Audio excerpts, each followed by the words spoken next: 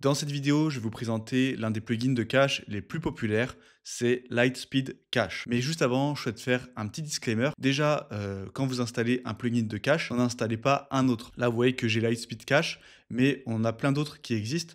Donc, il en faut qu'un seul par site, sinon ça va poser problème, il va y avoir des conflits entre les différents plugins. Et également, avec les options qu'on va configurer dans Lightspeed Cache, vous allez voir qu'on a des optimisations d'images, on a l'optimisation du code JavaScript et CSS. Donc n'installez pas d'autres plugins qui vont venir interférer avec ces fonctionnalités. Par exemple, si vous activez l'optimisation des images via Lightspeed, eh bien n'installez pas un plugin comme Imagify qui va également optimiser les images car les deux vont rentrer en conflit. Et si vous avez un hébergement chez Hostinger, qui est l'hébergeur que je recommande, eh bien dans tous les cas, vous devez installer Lightspeed Cache parce que c'est ce qui fonctionne le mieux avec le serveur Hostinger. Il sera installé par défaut lorsque vous installez WordPress chez Hostinger et il y aura quelques réglages par défaut qu'on va venir optimiser dans cette vidéo. Donc là, je vais cliquer sur installer et si vous voulez voir les plugins que je recommande à actualiser en temps réel, cliquez sur le premier lien en description pour obtenir la boîte à outils WordPress. Je clique sur activer. Et avant de toucher à n'importe quel réglage, ce que je vous conseille de faire, c'est aller sur un site comme GTmetrix ou page Speed Insight, de venir tester des pages de votre site, par exemple la page d'accueil et une page où il y a beaucoup de contenu, et de voir les scores que vous obtenez. Le but, ça va être d'optimiser le plus possible ce score. Vous allez voir qu'il y a certaines options que je vais recommander, mais dans certains cas uniquement. Et donc, pour savoir si vous êtes concerné ou pas, eh bien, il faudra venir tester les URL et voir si ça améliore le score. Et tester aussi par vous-même, naviguer sur votre site, voir si vous sentez que la navigation est plus rapide. Donc, hop, on va retourner dans les réglages de WordPress, on va aller sur Lightspeed Cache et on va aller dans Général. Déjà, on va ici demander une clé de domaine. Ça permet d'avoir quelques fonctionnalités qui fonctionnent avec quick.cloud. Donc là, je fais demander la clé de domaine. Et en fait, automatiquement, ça va m'ajouter la clé ici. Il faut attendre un petit peu et venir actualiser pour voir si ça fonctionne. Donc là, par exemple, si j'actualise, là, je n'ai pas encore ma clé. Donc là, vous pouvez soit patienter quelques minutes, soit en attendant, on peut faire quelques réglages supplémentaires. Donc là, je descends un petit peu. Ici, vous pouvez activer le mode visiteur et l'optimisation visiteur. Donc en fait, ça va permettre de fournir une page mise en cache, donc une page déjà enregistrée lors de la première visite sur votre site. Donc ça va considérablement accélérer le temps de chargement pour les nouveaux visiteurs, mais c'est quelque chose qui va consommer pas mal de ressources pour le serveur.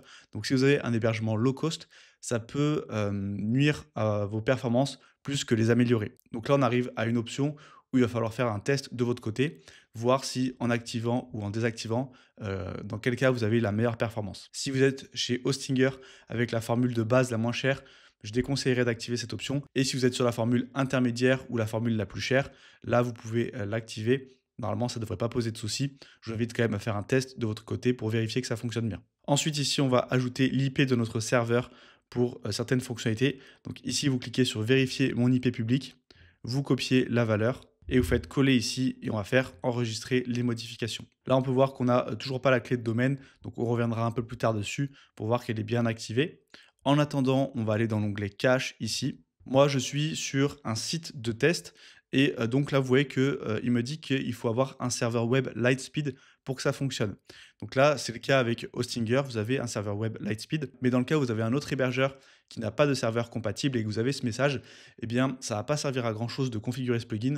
Je vous affiche plutôt une autre vidéo avec un plugin qui est compatible avec tous les types de serveurs. Donc ici, vous voyez que par défaut, on a le cache qui est activé, ça c'est très bien. Mais ici, le cache utilisateur et le cache commentateur, on va venir les désactiver parce que ça peut parfois causer quelques petits bugs.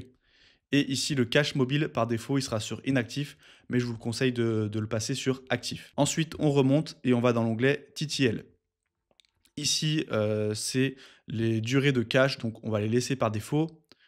Purger, ici, on va laisser sur actif. Et en fait, c'est lorsque vous allez mettre à jour une page, un réglage, ça va purger automatiquement votre cache afin d'actualiser le code. Parce qu'en fait, le cache, c'est du code qui est enregistré dans le navigateur. Et donc, s'il n'est pas purgé, lorsque vous faites une modification, elle peut ne pas être prise en compte, vu que ça affiche le code qui était enregistré avant cette modification. D'ailleurs, lorsque vous avez un plugin de cache, dès que vous rencontrez un souci sur votre site, que vous avez quelque chose qui ne fonctionne pas comme prévu, eh bien le premier réflexe à avoir, c'est de venir ici en haut et de cliquer sur tout purger pour venir actualiser manuellement le cache. Et dans 90% des cas, ça va résoudre votre problème. Donc ça, gardez-le bien en tête. Ensuite, exclure. Ici, on va pouvoir mettre quelques URL qu'on veut exclure de la mise en cache.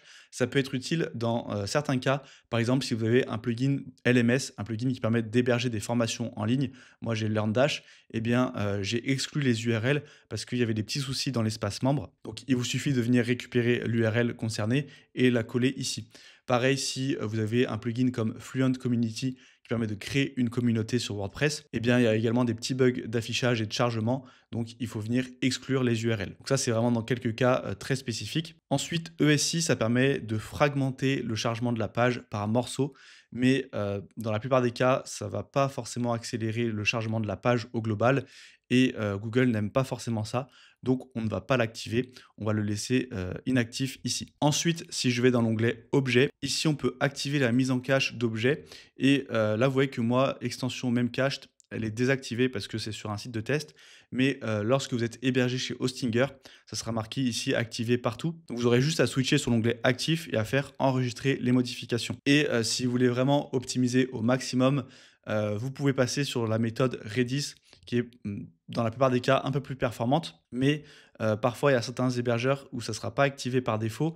Et donc, il va falloir contacter le support client. Donc, ça peut être un peu contraignant. Et si vous passez en Redis, ici, la valeur, vous voyez que il faut passer sur 63,79. Donc, vous la collez ici et vous faites enregistrer les modifications. Mais si vous ne souhaitez pas vous prendre la tête, restez sur la valeur par défaut et juste activer la mise en cache d'objets. Ça va déjà accélérer votre site. Ensuite, dans Navigateur, on va venir activer le cache navigateur. Comme ça va stocker le code dans le navigateur du visiteur et donc le chargement sera plus rapide. Et dans Avancer, on va descendre un petit peu. Et ici, vous avez une fonctionnalité à double tranchant. C'est ce qu'on appelle le clic instantané. C'est que quand un utilisateur va survoler un bouton, avant même qu'il ait cliqué, ça va précharger la page dans le navigateur. Et du coup, quand il va le cliquer, elle va s'afficher instantanément. Donc ça, c'est une option qui consomme beaucoup de ressources sur le serveur. Donc là, encore une fois, ça va dépendre de la puissance de votre hébergement. Et pour l'avoir testé personnellement, en fait, on a une grande différence lorsque on passe la souris sur le bouton, qu'on attend un petit peu et qu'on clique, puisque la page a eu le temps de précharger. Mais la plupart des gens qui naviguent sur un site, eh bien, ils vont à peine survoler le bouton qu'ils auront déjà cliqué. Donc dans tous les cas, le navigateur n'aura pas eu le temps de précharger la page. Et donc ça va consommer des ressources serveurs pour rien, puisque la personne aura déjà cliqué. Donc moi, par défaut, je vous conseillerais de la laisser inactive. Mais si vous voulez tester, que vous avez un hébergeur suffisamment puissant, eh bien vous pouvez l'activer, faire le test en naviguant sur votre site, voir si vous trouvez que la navigation est beaucoup plus fluide, même en cliquant rapidement sur les boutons, ou voir si au contraire ça n'ajoute pas grand-chose, et donc dans ce cas-là, venir la désactiver. Je présente plein de plugins dans mes vidéos, mais attention, installer trop de plugins, ça va créer des bugs et des ralentissements sur votre site. En plus, l'écosystème WordPress évolue très vite, donc certaines de mes recommandations d'il y a quelques mois ne sont plus d'actualité aujourd'hui. Alors, pour vous simplifier la vie, j'ai créé la boîte à outils WordPress. C'est un document privé que j'actualise en temps réel avec seulement les plugins que je recommande. Ils sont triés par thématique avec mes tutoriels les plus récents pour chacun d'entre eux. Pour l'instant, cette ressource est 100% gratuite, mais je pourrais la rendre payante à l'avenir car elle apporte beaucoup de valeur. Donc cliquez maintenant sur le premier lien en description pour accéder gratuitement à la boîte à outils WordPress. Donc une fois qu'on a modifié toutes ces options de cache, on va cliquer sur enregistrer les modifications et maintenant on va descendre un petit peu et on va aller dans optimisation d'image. Et là, c'est le point fort de ce plugin, c'est que l'optimisation d'image est directement inclus dedans. Donc on va aller dans réglages d'optimisation des images. Et ici, vous pouvez activer la requête automatique cron. Ensuite, ici, on descend un petit peu, on va optimiser sans perte pour s'assurer que nos images restent dans la même qualité. Ici, on ne va pas conserver les données EXIF ou XMP. En fait, c'est des données sur la photo, par exemple la date, l'appareil photo qui a été utilisé, quelques informations en fait sur la photo qui sont enregistrées dans les données de l'image et qui rajoutent un peu de poids supplémentaire. Donc, ce n'est pas utile de les laisser, on va mettre sur inactif. Et ici, vous voyez qu'on peut remplacer l'image par une version WebP. Donc en fait, ça va faire une conversion automatique de votre format vers le format WebP, qui est un format beaucoup plus léger que le format PNG ou JPEG. Vous n'avez pas besoin de vous embêter à faire la conversion manuellement. Là, le plugin va le faire pour vous. Donc ça, c'est vraiment quelque chose de très intéressant. On va descendre et on va faire enregistrer. Ensuite, on arrive à l'optimisation de page et là encore, on a beaucoup de réglages qui vont avoir un gros impact sur votre temps de chargement. On va venir minimifier le code CSS. En fait, ça va supprimer tous les espaces afin de réduire la taille du code. Par contre, pour le reste, on va tout laisser sur inactif, même ça, parce que sinon, ça peut causer des petits problèmes d'affichage. Donc, par mesure de sécurité, on va tout désactiver, sauf la première option où on met actif. Ensuite, pour les réglages JavaScript, là, ça va être pareil. On va minimifier le JavaScript, donc passer sur actif et tout le reste, on va mettre en inactif. Ici, on peut charger le JavaScript en différé. Donc ici, je mets reporter. Et pour ce qui est des options ici, CSS et JavaScript, pareil, ça peut causer des petits bugs d'affichage sur votre site. Donc lorsque vous faites ces réglages, ensuite venez purger ici et faites un tour sur votre site, vérifiez que tout s'affiche correctement, tout se charge correctement. Si ce n'est pas le cas, eh bien, venez désactiver tout simplement la minification du JavaScript et du CSS. Ensuite, HTML, on va le minimifier et on va activer le contrôle du préfixe DNS. Donc, il n'y a pas besoin de comprendre vraiment ce que c'est, tous ces termes, mais ça permet d'accélérer la vitesse de chargement. Ensuite, on descend. Ici, vous pouvez retirer les emojis WordPress. Ça peut accélérer un peu le site, mais si vous utilisez des emojis sur votre site, il peut y avoir des problèmes d'affichage. Là, on nous dit que les emojis par défaut seront affichés à la place, mais par expérience, moi, j'en avais par exemple sur Elementor, et lorsque j'ai activé cette option, après, il s'affichait en très grand au lieu de s'afficher sur la taille que j'avais définie. Donc, par défaut, moi, je laisserai sur inactif parce que vous allez juste gratter quelques millisecondes. Mais si vraiment vous utilisez aucun emoji sur votre site, alors là, vous pouvez passer sur actif pour gagner quelques millisecondes. Ensuite, je remonte. Ici, on a réglage des médias. Ici, vous pouvez activer ce qu'on appelle le lazy loading.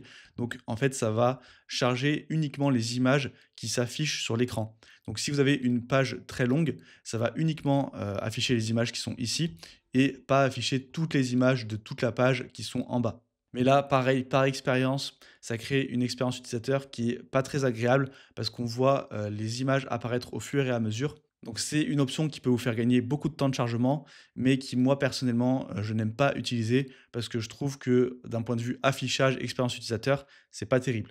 Donc là, c'est à vous de voir, activez-le, faites enregistrer les modifications, purgez le cache, allez sur votre site, naviguez, vous pouvez voir si ça vous convient et si comme moi ça vous convient pas forcément, vous pouvez laisser ici inactif. Ensuite, si vous laissez actif ici le chargement différé des images, vous pouvez aller dans médias exclus et exclure certaines images du lazy loading, donc notamment le logo ou bien vraiment la première image qui s'affiche pour éviter d'avoir justement ce petit effet d'apparition que moi je n'aime pas forcément. Et donc là, ici, vous pouvez venir récupérer les URL de vos images que vous souhaitez exclure.